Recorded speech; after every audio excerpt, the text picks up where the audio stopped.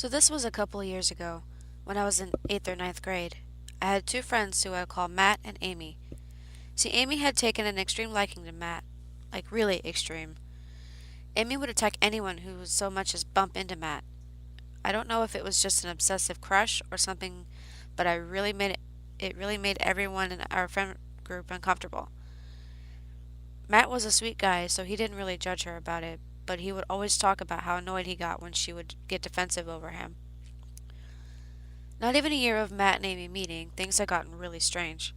Whenever I was hanging out with them, I would notice that Amy would stare at me as if I was ever too close to Matt or touch him.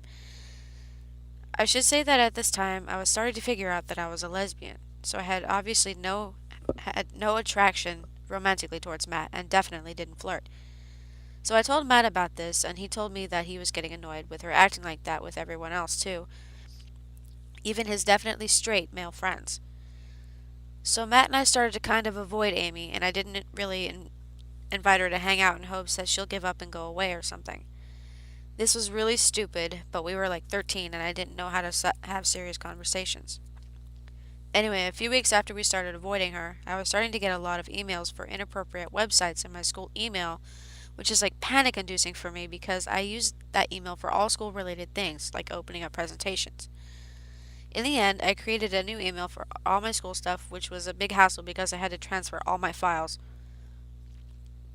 Nothing happened for a while until I started to get anonymous threats and really inappropriate things in my Facebook inbox. This doesn't sound that bad, but I was 13 and one of the messages was talking about brutally killing my pets while describing how to get into my backyard. This was super creepy and I told Matt about it and he said he was getting weird messages too. He said that he was first sent love poems and songs and stories about him. He told the person to knock it off or he'll call the cops, which was a bluff. It stopped for a bit, but started again. This time the person was threatening to hurt themselves and posted pictures of hurting themselves to Matt. We were both pretty freaked out about this, yet we were dumb and didn't tell our parents because we thought we would get in trouble somehow. You know how kids act. The online stuff keeps going on for a few months and gets more and more insane. Matt and I decided we'd have to delete our Facebook accounts because we were getting scared. After we did that, it all just stopped. While we were getting these messages, we didn't see Amy at all, not at school or at the local parks, which was odd because it was a small town. One day, Matt and I planned to hang out after school, and we were going to walk to his house. I left my class, and I was going to meet up with him under this tree next to the parent pickup. When I was a couple of feet away, I noticed that he was talking to someone. I got closer, walking more slowly than before, and heard that they were arguing. Matt was a quiet, chill guy, and I'd never heard him yell before. As I got closer, I noticed how Matt was so angry that his ears were red and that the person he was talking to was Amy. Amy looked very different, too. She looked paler and wore a lot of baggy long clothes, even though it was 110 degrees. I heard Matt say something like, "Stop harassing me and my friends," and "You're insane." Even though he was screaming at her, she had this really creepy grin, like when you have to smile for a photo you don't want to take. She said, "We haven't talked in so long. I missed you."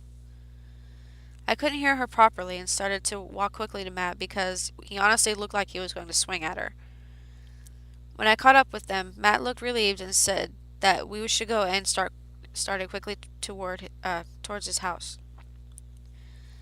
I looked towards Amy before I left, and she didn't have that weird smile anymore. She was full on glaring at me, her face contorted in a way that emphasized her eye bags and sunken features. She yelled something at me about my cat, but after seeing her creepy-ass face, I sprinted towards Matt to ask what the heck happened. Matt was silent, looking down at his knuckles as he cracked them, a habit he had when he was stressed. I decided not to push it, and we forgot about it when we got to his house. I stayed late, playing video games at his house, and by the time I went to walk home, it was around 6. The sun was starting to set, but it would take at least an hour or so to fully set, and I knew I could get home before that. I made it home to an empty house, heated up some dinner, and fell asleep. When I woke up the next morning, I finally noticed that my cat wasn't in my bed. This was super weird because she always slept with me. I thought maybe she was eating downstairs or something, so I go and check her dish, and her dinner from last night wasn't even touched. I had this ominous feeling in my stomach that I tried to brush off but couldn't shake. My parents were either sleeping or at work, so I made my lunch and ate breakfast and then walked to the 5 minutes to my bus stop. School was chill, except that Matt kind of seemed super out of it. After my algebra class, he said he had to talk to me after school and said to meet at the tree again. I was weirded out, but said alright. I also asked him if he saw my cat, because she was known to wander around the neighborhood before we headed to our separate classes, and we kind of turned pale, and, and shrugged it off. To be honest, I was annoyed that he didn't take it seriously, but just went to class. School ends and I meet up with him, and he said that he knew where my cat was. I was kind of annoyed at this because I straight up asked him about it and he didn't say anything. But I just wanted the info on my cat. I asked him where she was and he looked really uncomfortable. He pulled out his iPod Touch and showed me a gory picture of a cut off cat's tail with a bloodied note and collar with my cat's name tag. I started crying because he started saying that he found this at his back door and the note said something about Matt cheating on them and this was their revenge. Matt said he was sorry and something else, but I was kind of zoning out at this point. I only came back to focus when we started talking about Amy and that she must have done this.